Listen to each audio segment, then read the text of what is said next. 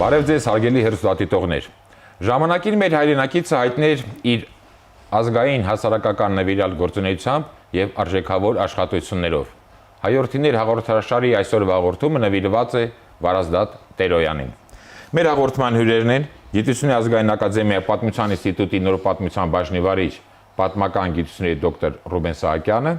եւ Երևանի պետական համալսարանի հայոց պատմության ամբիոնի դասախոս Գեգամ Բադալյանը։ Բարեկալուց հարգելի բարեկամներ, շնորհակալություն հրավեր ընդունելու համար։ Իսկ այժմ դիտենք փոքրիկ ակնարկ նվիրված Վարազդատ Տերոյանի կյանքի եւ գործունեությանը եւ շարունակենք մեր հաղորդումը։ Վարազդատ Տերոյանը ծնվել է 1887 թվականին Վանի Այգեստան թաղամասում։ Նա հայ ազգային ազատագրական շարժման գործիչներ Վազգենի եւ Ժենյայի կրտսեր եղբայրն էր։ Նախնական կրթությունը ստացել է ծննդավայրում։ 1905 թվականին ընդունվել է Էջմիածնի Գևորգյան ճեմարանը։ Ուսանողական ցույցերին մասնակցելու պատճառով հեռացվել։ 1909-ից 12 թվականներին սովորել է Սորբոնի համալսարանի փիլիսոփայության ֆակուլտետում, ապա Գերմանիայում, Ավստրիայում եւ Իտալիայում։ 1914 թվականին դասավանդել է Վանի կեդրոնական վարժարանում։ Եղել է Աղասի Խանջյանի ուսուցիչը։ Մասնակցել է 1915 թվականի Վանի ինքնապաշտպանությանը։ 1916 թվականի մայիսին Պետրոգրադում մասնակցել է հայ փախստականներին օժանդակող կազմակերպությունների համագումարին։ 1918 թվականին դասավանդել Թիֆլիսի Գայանյան օրիորդաց դպրոցում։ Եղել տնօրեն։ 1919 թվականի փետրվարին Երևանում ընտրվել է արևմտահայերի երկրորդ համագումարի գործադիր կոմիտեի նախագահ։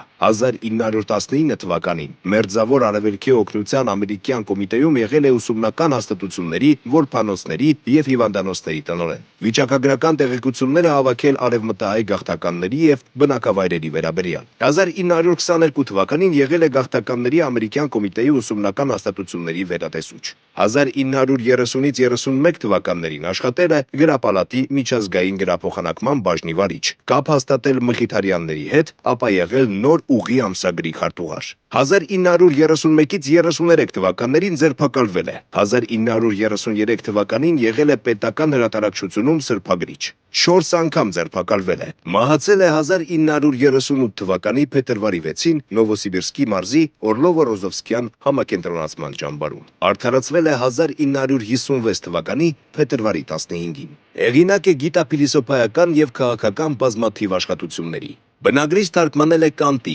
Դեկարտի, Սպինոզայի, Բերգսոնի աշխատությունները, Անատոլ Ֆրանսի Կարմիր Շուշանը եւ Հանրի Բարբյուսի Կրակը երկերը։ Կազմել է հայերեն, գերմաներեն, ֆրանսերեն, փիլիսոփայական եւ գերմաներեն-հայերեն բառարաններ։ Ծրագրել է հիմնադրել հայ փիլիսոփայական ընկերություն։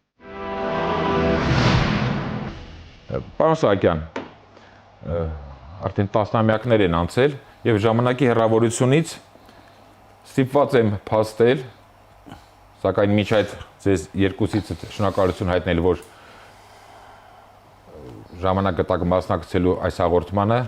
որի շնորհիվ Արարատ հեռուստաընկերության եթերից մեր հայրենակիցներին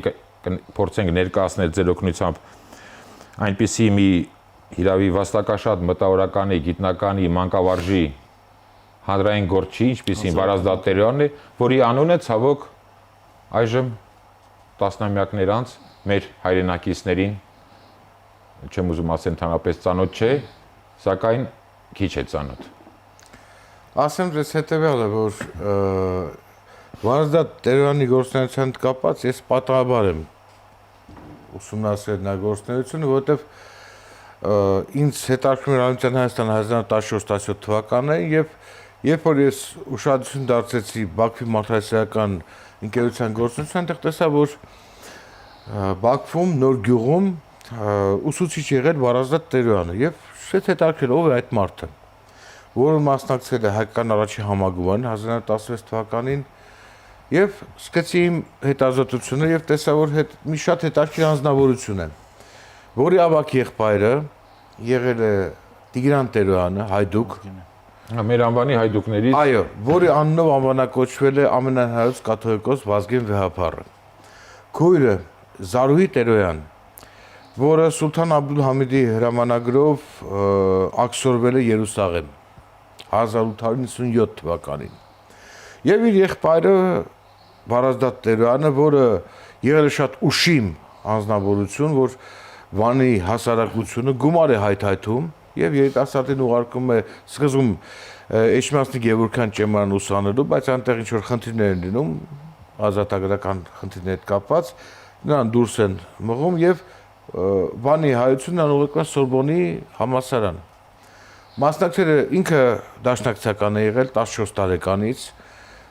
կա Արամ Մանուկյանի հուշերում եւ իր ամբողջ գործունեությունն արվել է հայ ժողովրդի ազատագրական պայքարին։ Հետաքրքիր հետեւյալն է, սովորել է Սորբոնում, Փարիզի համալսարանում, Իտալիա, Ավստրիա, Գերմանիա, բայց հետո վերադարձել է հայրենիք եւ աշխատել է որպես ուսուցիչ։ Այսինքն ստացած համակողմանի գիտելիքները ծառայեցրել է իր հարազատ ժողովրդին, որը հիմա շատ դաստիարակության տարօրինակ է, եթե վերցնեն են շակերտների մեջ, այսինքն, բայց որը թող այսօր օրինակ լինի։ Օրինակ թող լինի, որ մարդը, որ ասենք Փարիզ, Վիեննա, Լոնդոն, չգիտեմ, այնտեղ Հռոմ, վերջում վերադարձել է Վան եւ աշխատել է որպես սովորական ուսուցիչ։ Մեր օրերում էլ այնտեղ սովորողները թող Փարիզներում չմնան, անպայման վերադառնան եւ իրենց գիտելիքները Սա խոսում է այդ մարդու հայրենիվեր գործունեության մասին։ Մասնակցել է Վանի հերոսամարտին, վերադարձել է Արևելյան Հայաստան, որպես ուսուցիչ աշխատել է Բաքվի հայկական դպրոցներից մեկում, որից հետո դարձել է Թիֆլիսի Գայանյան դպրոցի տնօրեն, ապա վերադարձել է Հայաստան եւ իր բուրն գործունեությունն նա ծավալ է հայ գաղթականության հաշվառման փրկության գործի հետ կապված գաղթականության հարցերին առանձին կանդրադառնանք, պարոն Սահակյան, պարոն Բադալյան, պաստորեն արդեն նշվեց, որ Վարազդատ Տերոյանը գաղթականների տերություն անելու այդ կազմակերպչական աշխատանքներում շատ որոշակի ակտիվ մասնակցություն է ունեցել, թե կազմակերպչական առումով, թե նաև հոդվածներ գրելու առումով եւ այդ տեսանկյունից նրա կերպարը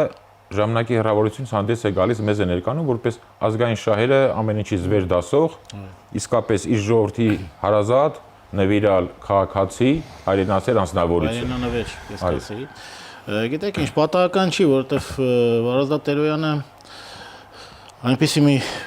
հայրենասեր ընտանիքում է մեծացել, որը պարոն Սահակյան ներկայացրեց, որի եղբայրը Վազգենը նահատակվեց հայոց ազատամարտին, քույրը նույնպես նվիրյալ էր, ինքը ևս։ Սակայն այս ձեր հարցին ես կցանկանայի հետևյալ բանը պատասխանը։ Շատ կարևոր էր այս հարցը, որովհետև հայ արևմտահայ գաղթականության հաշվառումը կարևոր էր ոչ միայն վիճակագրության, այլև հայրենիքը վերաբնակեցնելու առումով, դա գոնե մինչև 20-21 թիվը հույսը եղել է մեր հայ հայրենանվեր գործնական հայացման։ Այո, գործնական։ Այս առումով շատ հետաքրքիր է, նրա ամբողջ հավաքած այդ նյութերը բացառիկ են։ Եվ ինչպես են հավաքել, շատ հետաքրքիր է։ Տարիներ առաջ 2005 թվականին, եթե չեմ սխալվում, նրա դուստրը Նունե Դերոյանը, որովհետև Դերոյանն է նա կոչվել, սիրահարժար կերպով մեզ ցույց տվեց, մեզ տրամադրեց ավելի շուտ իր անձնական գիրքը, Տերոյանի, իր հոր անձնական գիրքը, Ադոյի շատ նշանավոր Վանի, Բիթլիսի եւ Էրզրումի վիլայեթները։ Սա, եթե չեմ սխալվում, նա իր մակագրությունից է դա երևում 1919 թվականի մարտին է ձեռք բերել անձնական գրադարանի 282-րդ համարն էր գրում։ Եվ ինչն է հետաքրքիրը, իր բոլոր հավաքած վիճակագրական նյութերը եւ ոչ այնտեղ միայն վիճակագրություն չկա, այնտեղ այս սոցիալ-տնտեսական իրավիճակն է։ Ինչպիսին է եղել դա, ասենք, գաղթից առաջ եւ գաղթից հետո։ Այո, շատ հետաքրքիր, սա շատ կարեւոր է, որը եղեռնի նաեւ այսպես նյութականացնումն է։ Ինչ է եղել եղեռնը, ինչ մարդիկ ինչ են ունեցել եւ հետո ինչ են կորցրել։ Այստեղ ուրեմն այդ գյուղի բանը ըստ գավառների Տերոյանը գրանցել է իր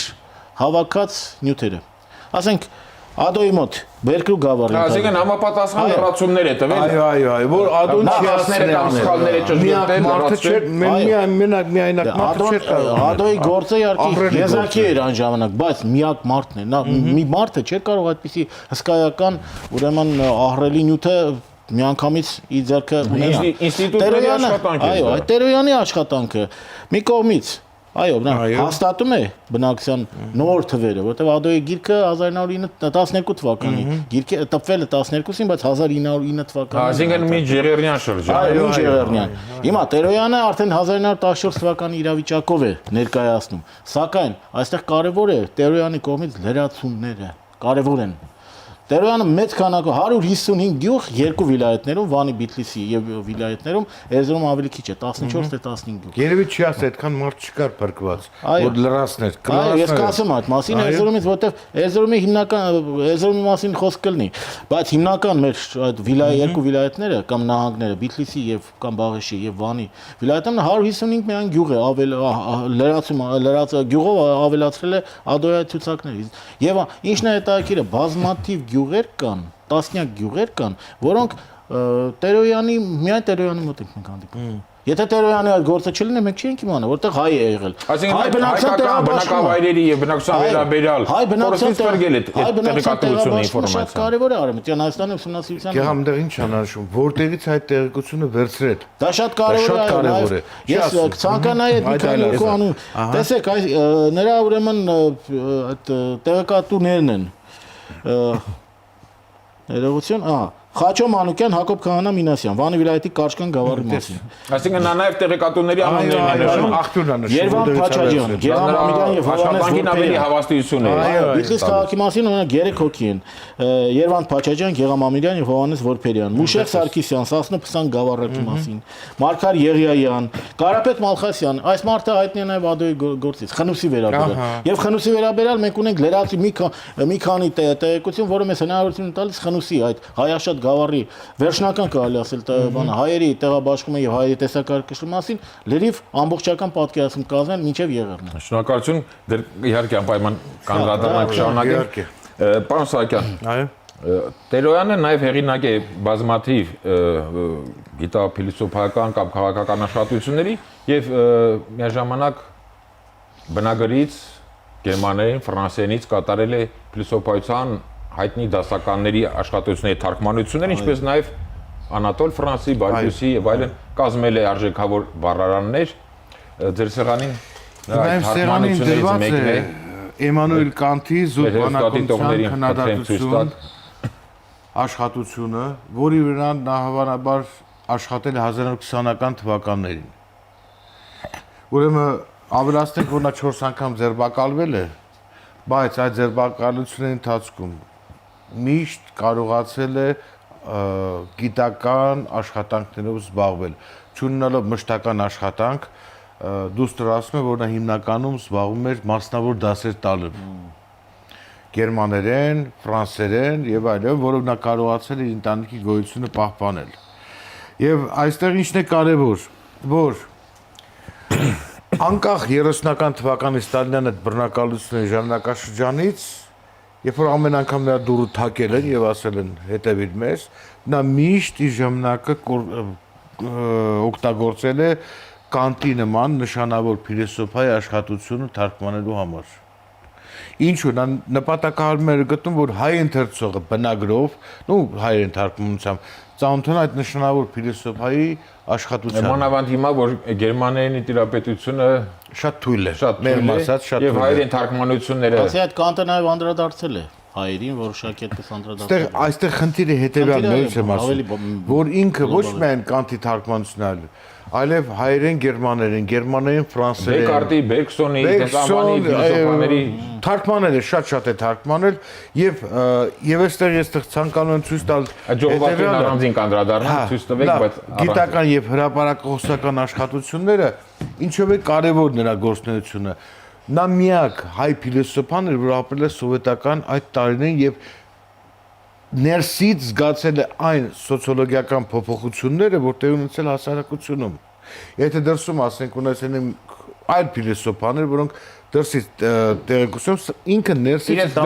իրենց մաշկի վրա չեն զգացել։ Չեն զգացել, այս մարդը զգացել է մաշկի վրա եւ ամբողջությամբ մանրամասն ներկայացել այդ ամենը։ Պարոն Բադալյան, արդեն դուք նշեցիք խնդրում եմ արդեն ներկայացնեք Էրզրումի նահանգի մասին ասեցիք։ Էրզրումի նահանգի մասին։ Այդ առելի իսկայական վիճակագրական նյութը որ հավաքել է Տերոյանը։ Ուրեմն գիտեք ինչ է, եթե Բիթլիսի եւ Բիթլիսի մի մասի եւ Վանի ավելի լավ է ներկայացված Վանը, վերաբերյալ մենք Տերոյանը բավական մանրամասն տվյալների հաղորդել, որովհետև այդ նահանգներից հայ բնակչությունը բավական շատ փրկվել էր հիմնականում եւ անցել էր Արևելյան Հայաստան։ Ընդ որում նա միայն Արևելյան Հայաստանի քաղաք հայաշատ բնակավայրերում չի հաշվառել գաղթականներին, նա որպես ամերկոմի ներկայացուցիչ եղել է Բաթումում, եղել է Բաքվում, եղել է Թիֆլիսում, եղել է բոլոր հայաշատ քաղաքներում եւ գյուղերում։ Նա նշում է, այստեղ բոլոր կետերը ինքը նշել է։ Պարոն Բադար, ներողություն, նաև խոսում է ասորիների թվականը։ Որոշակի այո, ասորիների Կազինեն ոչ միայն արևմտահայերի, այլև ասորիների մասն է։ Մասնավորապես Վանի նահանգի Արճակի եւ Սարայի ու Ջուլամերկի ասորիների, ինչպես նաև Բիթլիսում Խարզանի շրջանի ասորի հայ ասորական այդ բնակության վերաբերյալ։ Եվ Էրզրումի մասին ինչ կարող ենք ասել։ Էրզրումը այսպես էր, Էրզրումի հայության միայն արևելյան հատվածի գավառների Բասեն եւ Բայազետի Սանջի նրանք կարողացան փրկվել։ Դա է պատճառը, որ բավական մանրամասն է այստեղ Ալաշկերտը, Դութաղը կամ Անթաբը, իմիջիալոց այդպիսի ցուցակ ու ոչ մեկ չունի։ Դա հազվագյուտ ցուցակ է։ Այդ ցուցակները ասեցի Ես հիմա իմ կարծիքով արդիական քաղաքական նշանակություն ունեն, որ թուրքերին ցույց տանք, որ մինչև 15 թիվ այսքան բնակավայր է եղել։ Միանշանակ։ Հայ բնակչություն է եղել, որը հիմա չկա։ Խնդրեմ, Դա արդեն փաստագրական նյութ է։ Անթաբի կամ Դութաղի Բագրևանդից հարավընկած, Ալաշկերտից հարավընկած Արածանովտում գավառի գյուղացանքն է։ Սա Խարզանն է, Սասունի հարավային հատվածում 35 գյուղ, որոնք նկարագրվում Ադոյի մոտ չկան։ Չէ, կան, բայց Ադոյի գրքում չկային։ Եվ ինչպես է նա այդ բաները ավելացրել։ Փոքրիկ թերթիկներով նա դրել է գրքի համապատասխան էջերի մեջ յուրատեսակ ներդիրների տեսքով։ Այսինքն գիտականին համապատասխան ոճով։ Այդ գիրքը նա դուստրը Նունե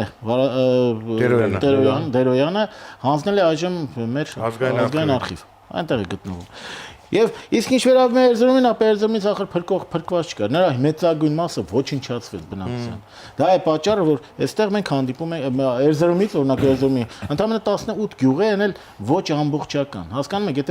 եթե փրկվածներ չկան, իսկ նա հարցումներով էր այդ հավաքում։ Փրկվածներ եթե չկան, Տերոյանը չէր կարող ավելի ման, բայց էլի դրանք արժեքավոր են։ Բայբուրդից, Քղիից օրինակ, Երզնկայից եւ մի շարք համարյա թե մարդ չկար, որովհետեւ հետո երբ որ 17 թվականի այդ ռուսական զորքի կողմից ռազմակալված այդ տարածքներում, գավառներում վիճակագրություն եղավ, մենք տեսնում ենք այնտեղ մարդ չկա։ Ես մի օրինակ բերեմ Քղիի գավառի 26000-անոց հայությունից, դա մեծ թիվ էր, խոշոր թիվ էր։ Փրկվել են 700-ից ավելի մի փոքր ավելի մարդ։ Սարսափել է։ Դա պատկերացեք եւ գյուղերով, շատ գյուղեր ընդհանրապես, չգիտեմ։ Այսինքն այդ բնակավայրի գյուղերի մասին տեղեկատվությունը փաստորեն 16-ից է, 15 ասեմ առհավետ, բայց 14-ից հետո մենք փաստորեն չունենք։ Մինչև 14 թիվ։ Միանշանակ չունենք։ Սա է։ Այ Էրզրումը այդ առումով իրոք եւ երևում է Էրզրումում թե ինչ է եղերն ինչպես է տեղի ունեցել։ Ինչ է տեղի ունեցել, ինչ ենք մենք կորցրել, ինչ սարսափելի ուրեմն կորուստներ ենք ունեցել։ այսինքն այս վիճակագրական նյութերը նաև կարևորվում են ցեղասպանության պատմության ընդհանուր պատկերացման տեսանկյունից։ Եվ ցեղասպանության նաև բանի։ Այսինքն այսօր գալիս է պահանջման հետ կապված կարևորագույն խնդիրներից մեկն է, որ այդ մարդը իր ժամանակը կորցրել է, հետո հաշվի առնենք տիֆով էին հիվանդ։ Զանազային համաճարակային հիվանդներ, բայց ինքը մտել է գաղթականների մեջ, հաշվառումը կատարել է, գրքի համապատասխան էջերում լրացումները կատարել է։ Պարոն Սահակյան, սեղանին է նաև Տերոյանի գիտական հրապարակախոսական աշխատությունների ժողովածուն, որը դուք եք հրատարակության պատրաստել, եւ դա նաև կարծեմ մեր հայրենակիցներին համար առաջին վերհիշեցումներ, առաջին հրապարակումներ Տերոյանի աշխատությունների։ Խնդրում եմ այդ ժողովածուն ներկայացրեք։ Ձեզ ասեմ, ուրեմն աշխատանքը շատ ծանր է ընթացել, ինչու, որովհետև առաջին հերթին Հարազատ Տերոյանի կենսագրությունը անհայտ էր։ Հարազատին երբ որ հարցում էր, ասում նա Հայաստան եկել 1918 թվականին։ Չգիտեին, որ այդ մարդը մասնակցել է 1915 թվականի Վանի հերոսամարտին։ Հուլիսյան նահանջի ժամանակ եկել է Երևան։ Երևանից հետո տեղափոխել է Բաքու, ապա Թիֆլիս, հետո Երևան։ Այստեղ նրա անտիպ աշխատություններն են, որը փրկվել են ՆԿՎԴ-ի կամ էլ պետանվտանգության մարմինների կողմից այդ գործողություններից, մեր կողմից ուսումնասիրել են պետանվտանգության արխիվները։ Նրա դատական գործերը։ Դատական չէ, դատական գործի հետ կար նաև նրա այն գործերը, որոնք բան են արել, ձերբակալության ժամանակ գրավել էին։ Այսինքն մինչև հիմա պահպանվել է։ Մի մասը պահպանվել է եւ այնտեղ կա ամենակարևորը գիտեք որն է հետեւյալը, որ զարմանալի էր, որ մեղադրանքը որ հարուցել էին, առաջի 4 անգամ է ձերբակալվել եւ առաջի մեղադրանքը եղել այն, որ նա մասնակցել է Չեմալ Փաշայի սպանությանը։ Եվ ի՞նչն է հետաքրքիր, առ այսօր այդ գործը գտնում է պետամտանգության նախարարությունում։ Չեն տվել ազգային արխիվ, եթե 3 քրեական գործերը որքանից հայտնի Ուսան ժամանակի ընթացքում չէ, չի լինի, որովհետև դրանք ասում են, քանի որ 15 հոգի են մասնակցել, մեղադրում են այդ Ջեմալ Փաշայի սպանության մեջ, ապա 15 հոգու վերաբերյալ պետք է առանձին քրեական գործ հարուցվի եւ այլ, իրանք չգիտեմ, խորհրդային ժամանակի օրենքներով են շարժում այն դեպքում, երբ որ Հակադեմպրոցի չգիտեմ, չեմ հասկանում։ Մեր պարագայում կարևորը որ աշխատությունների մի մասը պահպանվել է եւ շնորհիվ դստեր Նունե Տերոյանի, որը տասնամյակներ շարունակ պահել է եւ այսօր եւ ինքն էլ է մասնակցել այս գրքի ստեղծմանը, պատրաստմանը եւ այլն եւ ինչն է այստեղ կարևոր նա այստեղ բնութագրում ինչ է սոցիալիզմ։ Եվրոպայում կրթություն Եվրոպայում կրթություն ստացած, որը վերցնում է թե ինչ է սոցիալիզմ, ինչ է սոցիալիստական կուսակցություններ, ընդհանրապես շատ ներողություն նա կուսակցությունը համարում է դատարկ տակառների հետ։ Մեծ կուսակցությունները մեծ տակառների հետ, փոքր կուսակցությունները փոքր տակառների հետ։ Մեծերը ավելի շատ ձայն են հանում, փոքրերը ավելի շատ։ Նա բացատրում է ինչու այդպես։ Կուսակցությունների սոցիոլոգիան։ Այստեղ նաև ինչն եմ ուզում ասել հետեւյալը, որ կա նաև նրա քրեական գործ, հիմնել է հայ փիլիսոփայական ընկերություն, դեռևս 1930 թվականին հավաքվել են մի խումբ մարդիկ, որոնք փիլիսոփաներ են, որոնք կրթություն են ստացել հիմնական մարտահրավերում, փորձել են հիմնել հայ փիլիսոփայական ընկերություն, որը մերժվել է։ Արդյունքում հետեւյալն ասեմ, որ մենք ունենք մի շատ կարևոր վավերագրեր, որոնք ներկայացնում են այն ինչ որ այդ մարդը զգացել է այդ ժամանակ, Ստալինյան բռնակալությունը, որ հիմա չգիտես ինչու հիմա փորձում են արդարացնել, Ստալինը այս էր, այն էր, իրեն մոտ շատ հստակ կա։ Օրինակ համար են Սվինով մարդ, ասում ամեն մարդ կարող է Սվին ձեռքին նստել, բայց չկա մի մարդ, որ Սվին համ Սվին ձեռքին նստի, համ էլ Սվինի վրա նստի։ Ասում է հիմքա իրականություն դա է։ Եվ ցավոք սրտի Նրան մեղադրեցին գեներալ Սիլիկյանի հետ ունեց կապերի համար եւ այլն, մարդ աքսորվեց, ցավոք սրտի նաեւ աքսորվարում են։ Բարեբախտաբար ժամանակի հեռավորությունից մոռացությունից այդ փոշուց վերհառնեց եւ ձեր եւ մյուս մեր գիտնականների աշխատանքի արդյունքում մեր հայրենակիցներին հասանելի դարձավ։ Ցավոք սրտի հետեւել ասեմ, գործերի մեծ մասը կորել է։ Սրանք պատառիկներն են, որ դուստրը պահել է։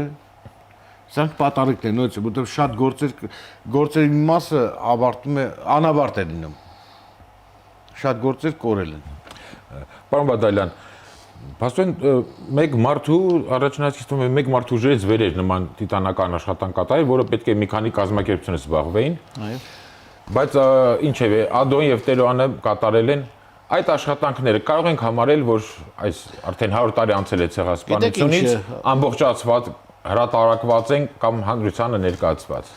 Ասեմ դες, այն վիճակով ինչ որ Տերոյանը դա հասցրել է անել, բայց Տերոյանի հետ միասին ես այստեղ նշել եմ իմ նաև հոդվածում, որ այնպեսի մարդիկ են այդ գործով զբաղվել, ինչպես Նազարեթ Մարտիրոսյանը, Փայլու Մշեցի, նա էլի Այսինքն իրեն հավատարիմ աջակիցներ, իրալ աջակիցներ։ Եվ նման մարդկանց շնորհիվ մենք իրոք կարողացել ենք փրկել Արևմտյան Հայաստանը։ Դուք պատկերացեք չլինեին այսպիսի նվիրյալներ։ Արևմտյան Հայաստանում ասում ենք շատ կիսատ պռատ, շատ թերի տվյալներ կունենային։ Դե այդ նյութերը հարկավոր է հրատարակել նաև օտար լեզուներով։ Անպայման։ Սա Այդ ու նաև ինչու՞ չէ թուրքեր են էլ։ Թուրքեր են, թող կարդան։ Այո, այստեղ որովհետև այդ ամբողջ բաները մեկ առ մեկ մարդը հատկապես Սասունն է շատ կարևոր։ Ադոյի մոտ, Ադոյի գրքում Սասունը ինքան լավ չի ներկայացնում։ Դա չի բարձրացել Սասունը։ Չի բարձր, չէ, նա եղել է Սասունում, պարզապես նրան տվյալներ չեն տվել։ Այն 1909 թվականին դեռևս համապատասխան տվյալներ վիճակագրական չկային։ Շատ դեպքերում ասում են, տեղյակ մարդկանցից են վերցրել, մարդիկ թելադրել են, կամ վերցրել է Էփիկյանից, որտեվ չեն եղել, երզրումում է դա երևում։ Երզենկան բան շատ վատ է ներկայացված, եւ դրանք 1880-ական թվերի մակարդակի վիճակագրություն են։ Բարեբախտաբար եղել են այսպիսի նվիրալներ, ովքեր մենակ այդ ծանրը բեռի Ես մի օրինակ ասեմ, օրինակ Արսկե Ալջավազը, Հայաշատ Վանի նահանգի Հայաշատ Սիփանի հարավային լանջերին փռված Վանալճի Սարեմետյան ափին։ Ուրեմն 1913-14 թվականի վիճակագրության համաձայն Արսկե Ալջավազն 6000-ից մի փոքր ավելի հայեր են ապրել։ Ադոն ավելի ցածր թիվ է ցույց տա 5800, սա այլ խնդիր է, դա նրա մասին նշվել է։ Սակայն իր տվյալներով Տերոյանի հավաքած 1400-ից ավելի հայ ընտանիքներ են եղել։ 10-ից 12000 որոշակիորեն հայ բնակություն է եղել։ Եվ դրանք իմիջիայլոց հավաստվում են լրացուցիչ տվյալներով։ Այսինքն շատ դեպքերում Տերոյանը այնպիսի տվյալներ է հավաkel, որոնք շատ ճշգրիտ են, շատ ավելի ճշգրիտ են եւ օգնում են մեզ պատկերացում կազմելու նախաեղեռնյան շրջանի, նախացեղասպանության շրջանի գոնե մի մասի Արևմտյան Հայաստանի։ Գիտեք, շատ ծանր է հատկապես ինչքան ասում են արևմուտք, այնտեղ մարդ չի փրկվել։ Եվ չի եղել Տերոյան, կամ չի եղել Նազարեթ Մարտիրոսյան, կամ Բենսե Սահակ Տերմոսյան, որ կարողանան այդպիսի շնորհակալություն։ Հարգելի բարեկամներ, թույլ տվեք կրկին շնորհակալություն հայտնել ձեզ հաղորդմանը մասնակցելու ձեր պատրաստակամության համար եւ ձեր օգնությամբ մեր հայրենակիցներին տասնամյակների մոռացությունից ներկայացվեց այնպիսի մի անձնավորություն, ինչպիսին Վարազդատ Տերոյանն է։ Հաղորդումը ավարտեմ Վարազդատ Տերոյանի հետևյալ խոսքերով. Պետք է ստեղծել ամենից առաջ հասարակական լուրջ, տևական եւ ավանդապահ մի հսկողություն մեր բոլոր գործերի վրա, որոնք ազգային բնույթ են կրում։ Գործի սերը,